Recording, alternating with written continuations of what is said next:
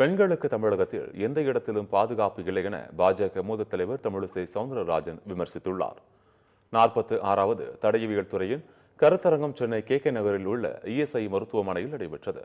இதில் சிறப்பு விருந்தினராக கலந்து கொண்ட தமிழிசை சவுந்தரராஜன் தொடர்ந்து செய்தியாளர்களை சந்தித்தார். அப்போது பேசிய அவர், யார் அந்த சார் என்பதை கண்டுபிடிக்காமல் பத்திரிகையாளரிடம் செல்போனை பறிமுதல் செய்யும் நடவடிக்கை மிக மிக கண்டனத்திற்கு உரியது என கூறினார். ECR விவகாரத்தில் துணை ஆணையர் தவறு செய்பவர்கள் திராவிட முன்னேற்ற கொடியை பயன்படுத்தலாம் என்பதை ஒப்புக்கொள்வதாக விமர்சித்தார். மேலும் சுங்கச்சாவடியில் திராவிட முன்னேற்ற கொடியை பயன்படுத்துகிறார்களா என்பதை RS பாரதி எண்ணத்தின்படி நாம் பார்க்க வேண்டும் என கூறினார். இது ரொம்ப மனதிற்கு வருத்தமான ஒரு விஷயமா இருக்குதுங்க.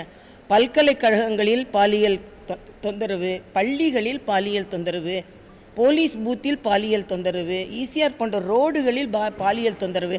இதற்கு முதலில் அண்ணன் ஸ்டாலின் பதில் சொல்லி ஆக வேண்டும். இது எல்லாம் பட்டவர்த்தனமாக பள்ளிகளில் நடக்கிறது, வெளிப்படையாக நடக்கிறது. பெண்களுக்கு பாதுகாப்பற்ற சூழ்நிலை இருக்கிறது என்பதை நாம் திருப்பி சொல்லி கொண்டு இருக்கிறோம். முதலில் அதை நீங்கள் பாருங்கள். சும்மா அரசியல் பேசிட்டு சும்மா விளம்பரம் செய்து கொண்டிருப்பதில் நீங்கள் கவனம் செலுத்தாதீர்கள் என்பது எனது கருத்து.